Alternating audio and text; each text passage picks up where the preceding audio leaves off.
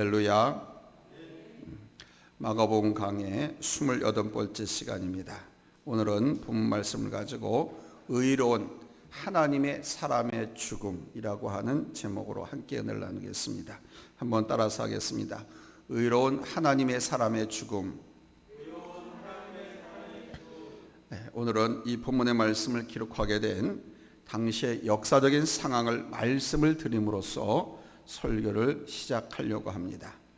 오늘 본문은 이스라엘 민족의 한 시대를 다스리던 통치자의 양심이 죽어가는 광경이 나타나고 있습니다. 그 통치자의 이름은 헤롯 왕입니다. 이 헤롯은 예수님이 태어났을 당시에 어린아이들을 다 죽였던 그런 헤롯 대왕이 아니고 그 헤롯 대왕의 아들 헤롯 안티바스입니다. 그 유명한 헤롯 대왕이 사마리아의 말다스라고 하는 여자와 결혼을 해서 낳은 아들이 굉장히 많았습니다. 그 많은 아들 중에 한 사람이 바로 오늘 헤롯 왕, 헤롯 안티파스입니다. 이 헤롯 안티파스는 아라비아의 아렙다 왕의 딸과 결혼을 했는데 결혼해서 막상 살아보니까 마음에 안 드는 거예요. 그래서 못생겼다는 이유로 집으로 돌아보냅니다.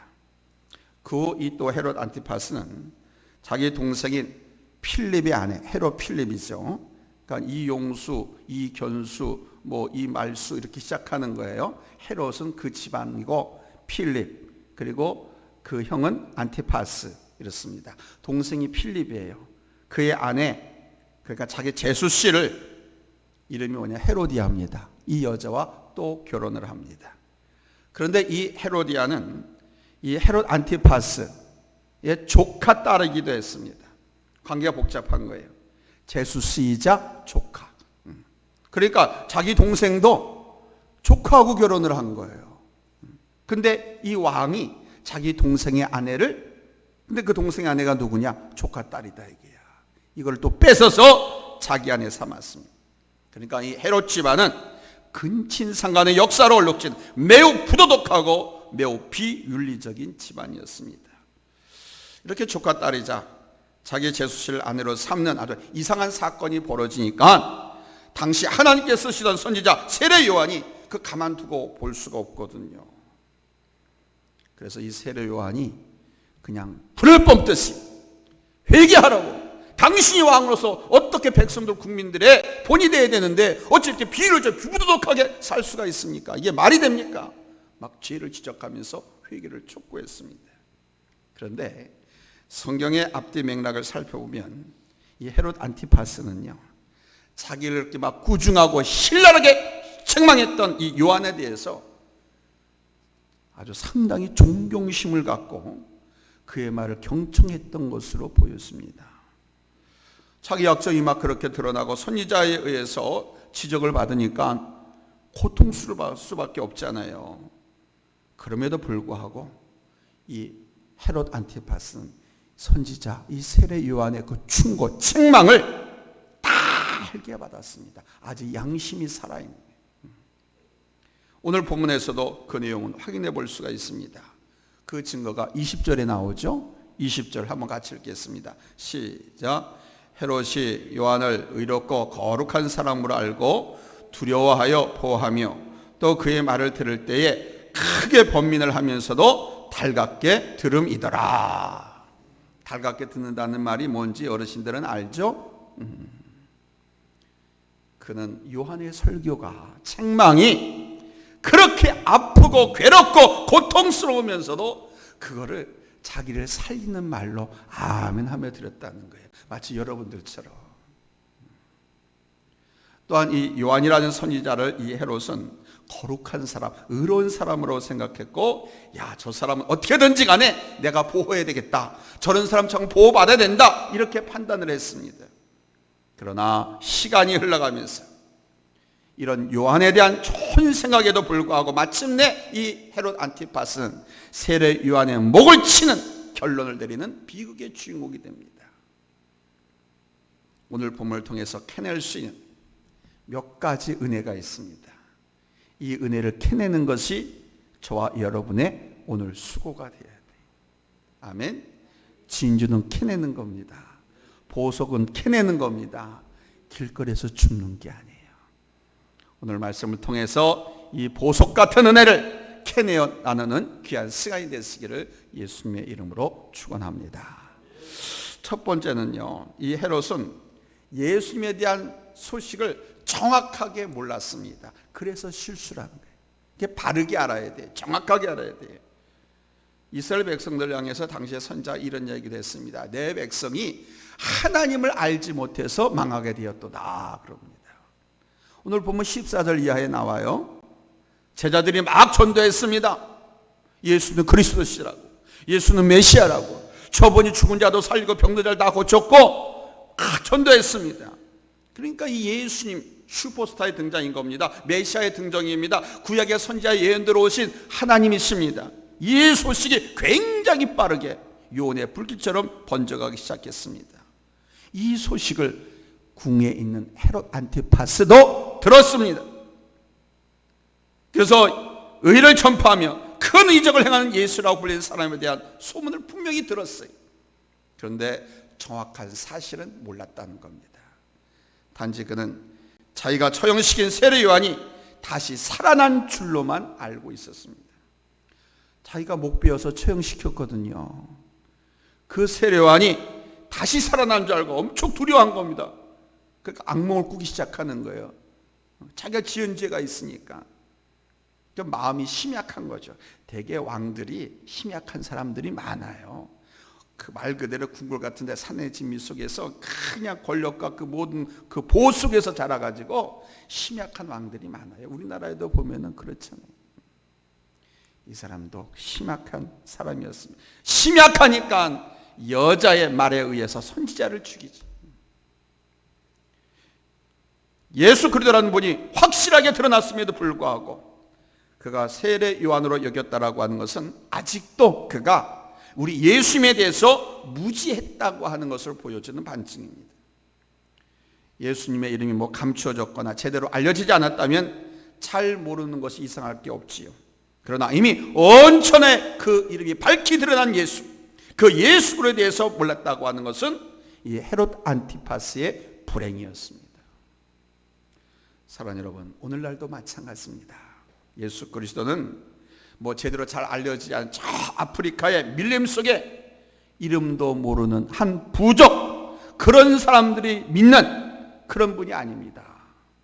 예수 그리스도는 온 세계 역사 속에 밝히 드러난 분인 줄로 믿습니다. 예수님은 역사의 주인공입니다. 중심입니다. 여러분, 우리가 지금 살고 있는 거 2021년도라고 그래요. 이 2001년도에 01년도 시작이 언제인지 아세요? 예수님 태어난 해예요. 예수님 태어난 그 이전을 비포 크라이스트라고 그래요. 기원전이라고 그러는 거예요. 예수님 태어난 그 해를 중심으로 해서 기원전 몇 세기 몇 세기, 예수님 태어난 그부터 1세기 시작되는 거예요. 그러니까 모든 세계 역사, 인류 역사의 중심이 예수 그리스도라는 겁니다. 이 말은 온 세계가 예수는 그리스도고 예수는 메시아다라고 하는 것을 이미 세계사적으로 증명해 놓은 역사에 나온 사건입니다. 전 세계가 그래서 우리 예수님의 탄생을 기점으로 만들어진 서기력에 따라서 지금 살고 있는 것입니다. 그런데도 예수님을 모르거나 부인한 사람들이 얼마나 많습니까?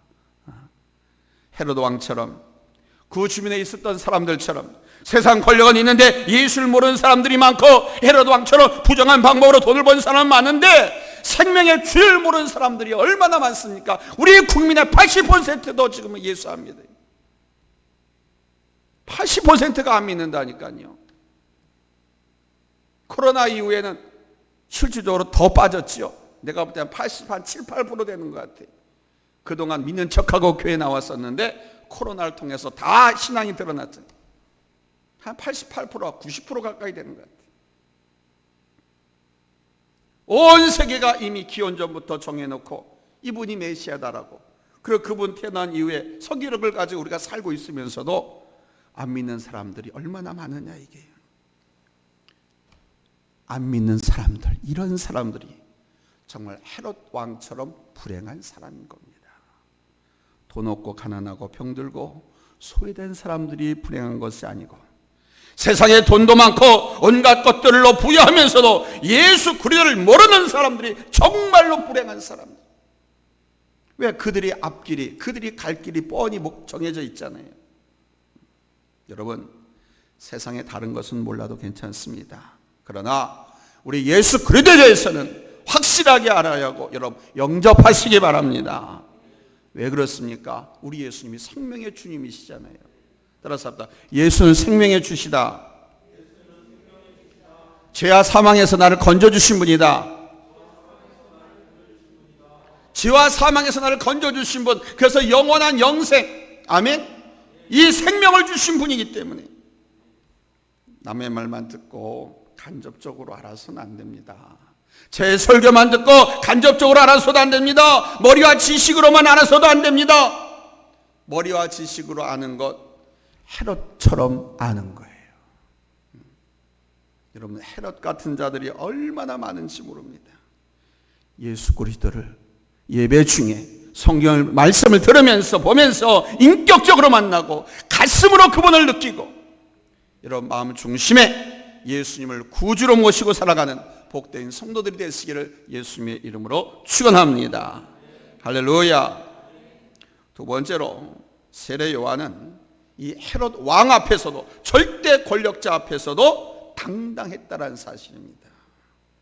오늘 본문에 나오는 헤롯은요, 세욕을 즐기는 데 있어서는 타의 추종을 불허하는 사람이, 원래 심약한 사람들이 그런 쪽으로 병적 증세를 보입니다. 심약한 사람들이, 건강한 사람들은 이일해 보이는데 심약한 사람들은 대개가 세욕, 거기에 음란한 것에 그렇게 많이 치중해요. 이 헤롯이 그랬어요. 타의 추종을 불허했습니다. 앞서도 말씀드린 것처럼 자기 동생 헤롯 필립의 아내를, 제수 씨를, 조카 딸을 뺏어가지고 자기 아내 삼잖아요. 이 조카 딸이 그렇게 이뻤대요. 전해오는 그 글을 보니까 절세미녀였다고 합니다. 동양의 양귀비 같았대요. 헤롯은 자기의 권력과 지위를 이용해서 동생의 아내 제수 씨를, 헤로디아를 강제로 빼앗아서 자기 아내로 삼은 겁니다. 모세율법 레위기 18장 6절에 보면 형제의 아내를 빼앗거나 형제의 아내를 빼앗아서 그 하체를 범하는 자는 저주를 받아라, 죽으리라고 말씀하고 있거든. 이 사건은 하나님의 율법을 떠나서 도덕적으로나 윤리적으로도 있을 수가 없는 일이죠. 그의 그러한 비윤리적, 비도덕적 행위에 대해서 그 누구도 지적하는 사람이 없었습니다. 왜? 그가 왕이니까. 그리고 그런 사람들은요, 흔히 얘기해 소시오패스적인 경향을 많이 보여요. 악명이 높습니다. 꽂힌 자기의 생각을 가지고 무슨 수서라도 추진을 합니다. 악명 높은 그 왕 앞에 감히 누가 왕이시여 그러면 안 됩니다 라고 직언을 하겠어요. 말 잘못했다간 그거는 목을 내놓는 거거든. 그래서 아무도 지적하지 않았습니다. 그런데 18절에 보니까 세례 요한이 바로 그 일을 했다는 겁니다. 헤롯의 모든 행위가 잘못되었다고 분명하고 확실하고 신랄하게 추상같이 지적하고 책망을 했습니다. 도저히 그의 불의를 보고 눈을 감을 수가 없었던 거죠. 하나님의 사람들은 그래야 돼요. 결국 이 일 때문에 세례 요한은 체포되었고 목이 베어서 순교를 당하게 된 것입니다. 어떤 성도 한 분이 저를 찾아와서 고민을 상담했었습니다. 자기가 살고 있는 그 아파트에 자기가 입주자 대표 회장이래요. 근데 너무 힘들다는 것이었습니다. 그 이전 회장들, 대표들이 비리가 너무 많아가지고 해임을 하고 자기가 선출된 거랍니다. 근데 어느 정도 예상은 하고 있었지만 자기가 회장이 돼가지고 좀 살펴봤더니 이거 전 회장들이 해먹어도 너무 해먹었다는 거예요. 그래서 충격을 받아가지고 그걸 다 경찰에다가 고발을 했답니다. 법적으로 처리했다고 합니다. 그래서 그가 해먹은 것을, 그가 살고 있는 아파트를 다 저당 잡아가지고 환수 조치까지 했대요. 근데 문제는 자기한테도 엄청난 유혹이 온다는 거예요. 업자들로부터. 뭐 온갖 공사 자재로부터 시작해서 모든 것들이 돈과 관련이 됐다 보니까 하다못해 화장실에 휴지거리까지도 납품하겠다는 사람에게 뇌물이 오더라는 거예요.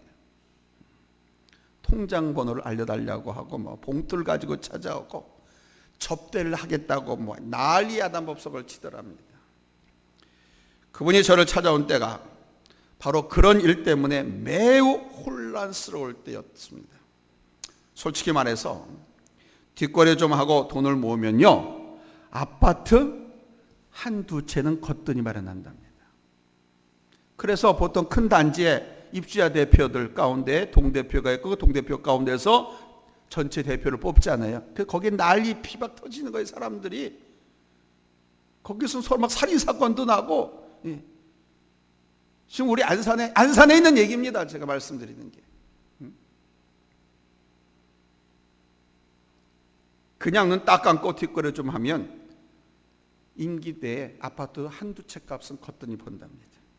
그래서 아무데나 도장 찍어주고 싶은데 집 짓고 그 다음에 끝날 때쯤 돼서 자기 집 팔고 그냥 다른 데로 이사 가버리면 된다는 거예요.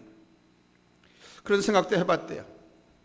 그래서 저는 그분과 대화하면서 그분에게 그분이 어느 교회 안수 집사님이셨어요.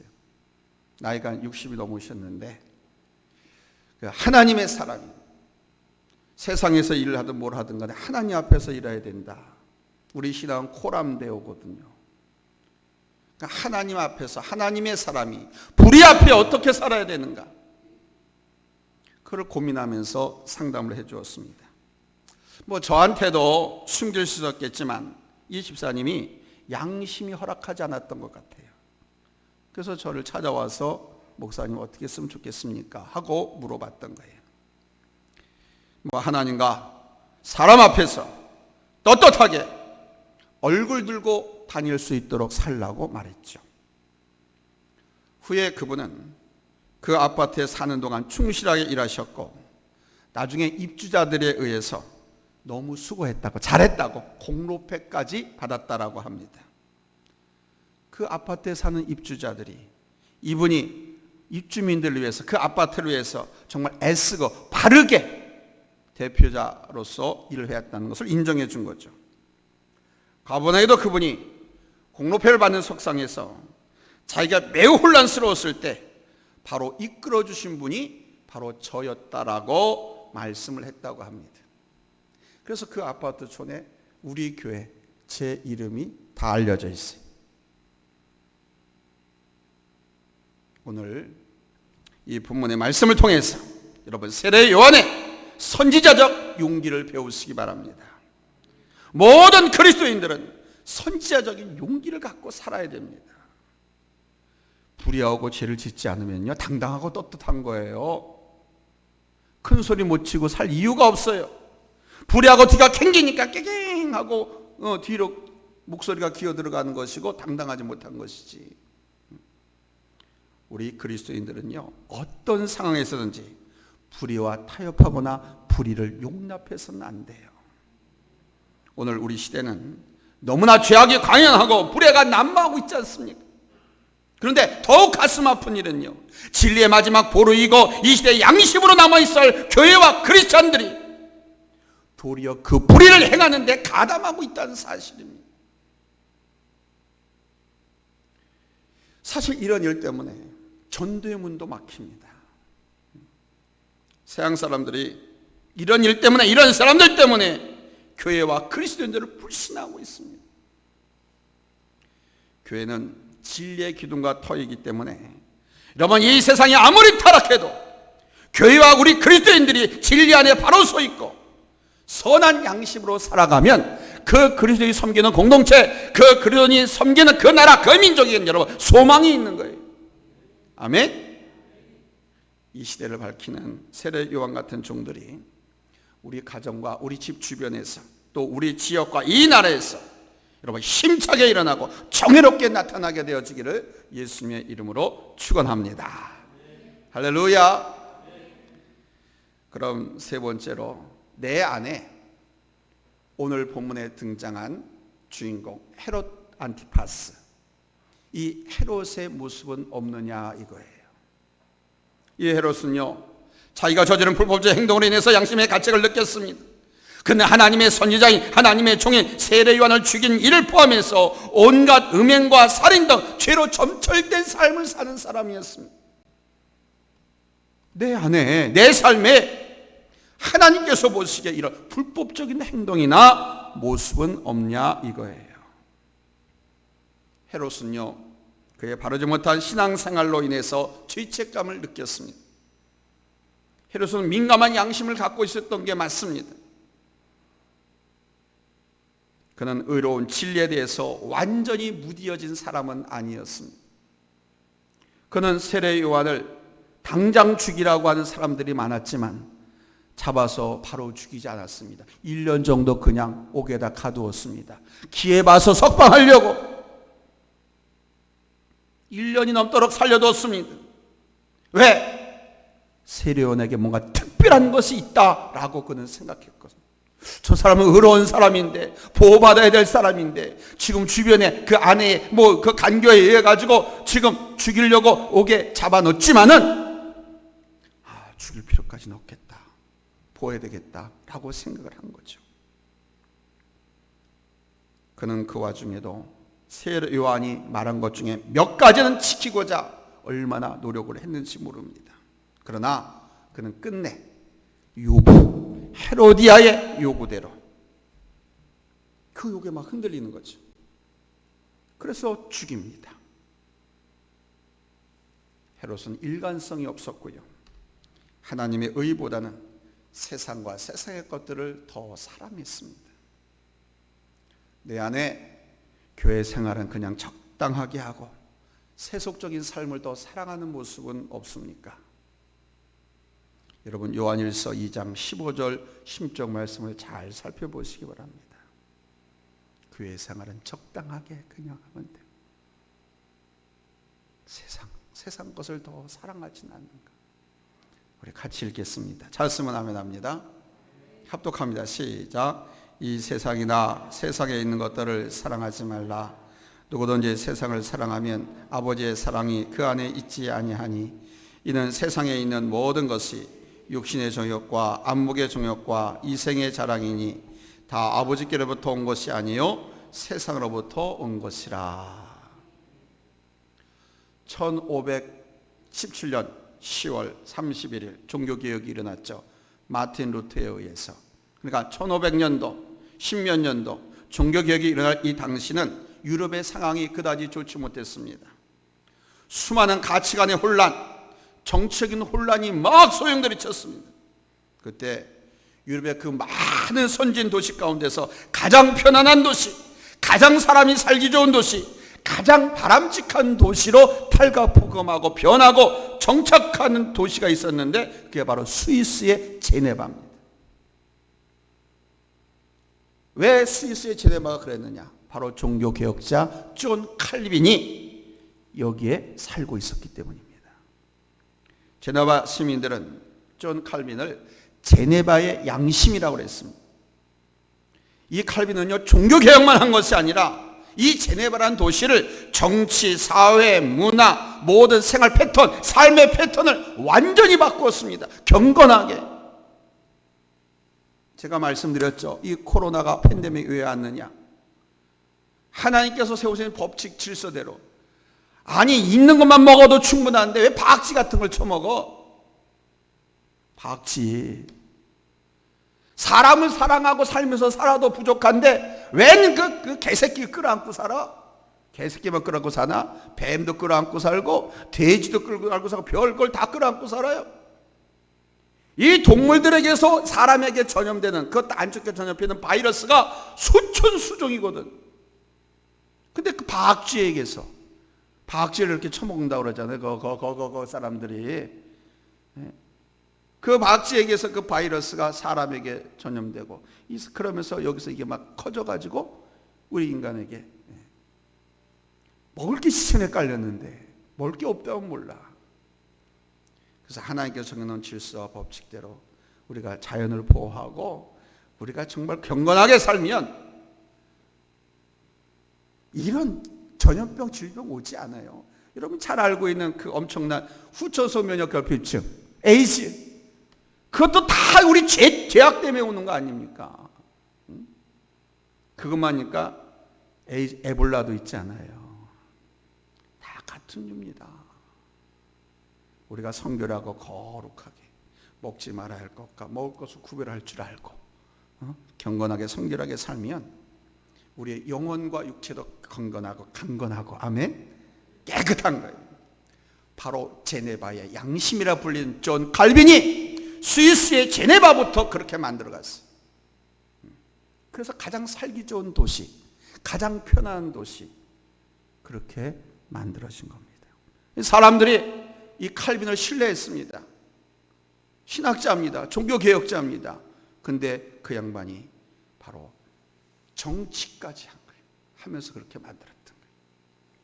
문자 그대로 칼빈은 제네바의 양심이었고 유럽의 양심으로 불려진 겁니다. 칼빈이 그런 생애를 살 수 있었던 것은 바로 그의 일생을 지배하던 삶의 중요한 원칙, 인생의 좌우명이라고 하죠.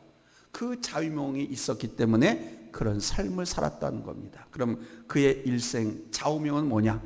코람데오예요. 코람데오. Live before God.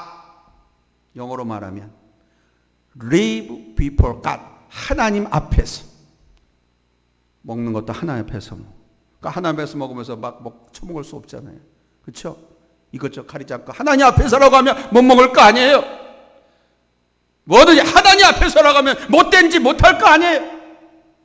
하나님 앞에서 살자. 아멘. 평생은 이 좌우명을 갖고 살았습니다. 여러분, 하나님 앞에서 저와 여러분의 모습은 어떻습니까? 하나님 앞에서 부끄러운 거 없습니까? 하나님 앞에서 죄된 것은 없습니까? 오늘 말씀 앞에서 우리 자신을 돌아보는 귀한 시간이 되어주시고 버릴 거 버리고 자를 거 자르고 청산할 거 청산하고 여러분 하나님 말씀으로 돌아오고 하나님 앞으로 쫙 달라붙어서 여러분 생명과 길과 진리가 되신 우리 주님과 함께 날마다 승리하며 건강하고 행복하게 살아가는 우리 성도님이 될 수 있기를 예수님의 이름으로 축복합니다. 기도하겠습니다.